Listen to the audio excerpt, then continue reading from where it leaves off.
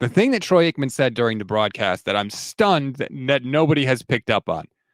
I can't show the video because I don't want to get demonetized by the NFL, but I'm going to play the audio. This comes right from the game. Okay. I've not edited this or anything.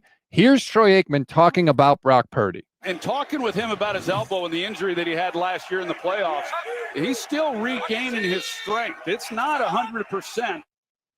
I'm stunned that no one else cares about that except me. Like, we've been told that Brock Purdy made this miraculous recovery, right? Kyle Shanahan was asked on October 11th, are there any lingering issues with Brock Purdy's elbow? And what did he say?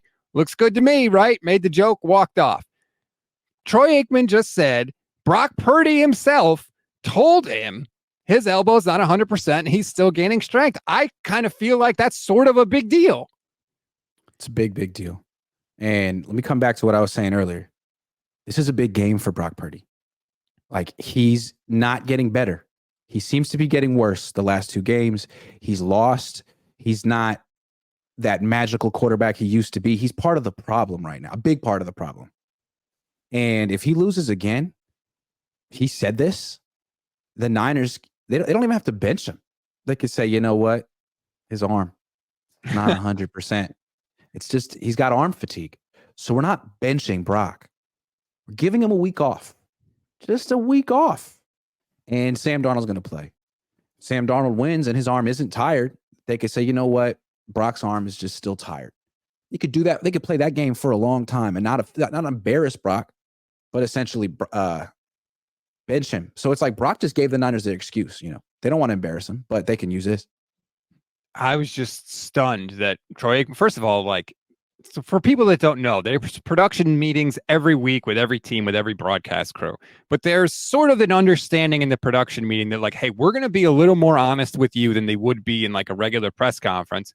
But we are trusting you. Like, don't say that you got this from this person. Like, we're going to give you real insight into the team, but we're trusting you to protect us and protect the information that we're giving you. We're only doing it to give you sort of more context when you call the game. And I feel like Aikman kind of totally blew through that in trying to compliment Brock Purdy by saying, hey, look, his arm isn't 100% and he's still playing this way. But in reality, what he said was, this starting quarterback just told me his arm is not totally healthy. I'm going to keep an eye out on Brock's passes the rest of the year. And you know, does it drop off? And that's concerning to me. Why would Brock say that too? Like, let's try to get inside Brock's head, do a little psychology. Why would you tell Troy Aikman, hey, you know, just between me? It's not like it's just between me and you, man. Like, it's not like they're standing in a hallway. Right. And Brock's like, man, let me just level with you, man, because I love you so much. Like, I just, about 85%, right? Like, nah, it's a production meeting. You know, Troy Aikman is going to say this on national television. So what you're doing is giving context to everyone. You're anticipating maybe that you're not going to give your best performance, and you want people to understand what's going on. That's a scary psychological place to be, because for the first 10 games of his career, he seemed like the most confident, mature, unflappable young quarterback in the history of the world. Now, he's reminding everyone, hey, I'm not 100%. Go easy on me. There's some context here. All right, man, take a week off then. Take a break. Let's see. Very weird for him to say it to Aikman, and it's weird for Aikman to repeat it. And Troy Aikman's been calling games long enough to know what he should and shouldn't say. And so the fact that he said it, you're right. There may be more there to the story. I didn't make him say it, but once he said it, I wrote it down in my notes like, holy crap, I can't believe he just threw that out there. Let's ask Brock about it. I would love for Brock to be asked about it this week when he speaks. Hey, Brock, Troy Aikman said you told him your elbow's not 100%. Like, this isn't Troy Aikman speculating. Aikman said, yeah. Look, And talking with him about his elbow and the injury that he had last year in the playoffs, he's still regaining his strength. It's not 100%. he said Brock told him that. So Brock should be talking to Brock. He didn't. Yeah. In talking to Brock. So I guess that's going to be the question I ask on Thursday. Dude, what did you tell Troy Aikman and what's the deal with your elbow, man? Right. Is it 100%? Because to me, like, is it going to get stronger as the year goes on? Or is it going to get more fatigued? You know, like, it wasn't 100% healthy. You rush back off the surgery. You're doing the best you can. Is this really going to get better? Or do you need a full off season next year for that to happen? I mean, he may not even know. And if they do know, they probably wouldn't tell us. Oh yeah, but I'll be interested in Brock's response either way. What his words are, his body language, everything, the whole thing. All right, we got a lot of super chats I want to get to, so we'll get in big time. It was quite disturbing to me to see Fred injured and Kyle Shanahan's head stuck in his play I sheet, saw that too. like he only sees them as ball players and not human. It's a bad look. I know Kyle's got a lot going on, but man, the optics are bad, dude, and it's all the time, man. It's been a lot of times. If someone's screaming on the ground, don't look at your play sheet. You don't have to run over, and you don't have to run over and start praying or whatever. But like, show some compassion. You might want to, because like you're on defense. What are you looking at the play sheet for? Like in that one moment, take 30 seconds to look up. I agree. HB Nate 55 Bosa looks bored to me. I don't know why you should be bored. They've lost 2 straight, and he has 2.5 sacks. So there's no. Okay, I have a question about that. The Bosas. What motivates them?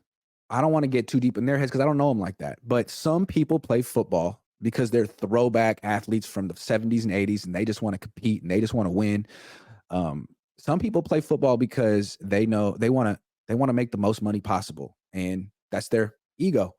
Now maybe it's both for Bosa, but it's like he just accomplished one of those things. More than his brother, more than his dad. Like he just became the highest paid defensive player ever. If that was his goal, is he searching for a new goal? If his goal was financial or personal accolades, he got the defensive player of the year. He got the contract. He got the validation. Now all that's left for him is win a Super Bowl. Like, is that what drives you? Or is he struggling because he's searching for something else to drive him? In which case, that just makes him a person. But not everybody. He can't fake that. Not everybody's motivated to win a Super Bowl first and foremost. And I'm not saying I know what motivates Nick Bosa because I have no idea. But I think it's fair to question that. Why I mean, his brother re-signed with the Chargers. What does that say about that family?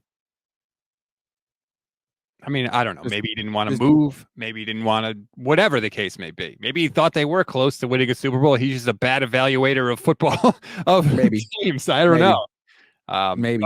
The bottom line is Bosa just has to be better. When you're paying a guy a premium, you need premium production. And they're not even getting anywhere close to that with Nick Bosa. Bosa just strikes me as a mercenary. He strikes me as he doesn't really care what team he's on. He just wants to do his thing and get paid. But he's done that. Like he already did it. And now I don't know, man. Maybe I'm wrong, but I think he needs to find a new why in his life. Maybe I'm wrong. Getting philosophical on the program. I think he needs to find a new why, man. I don't know that he has it anymore.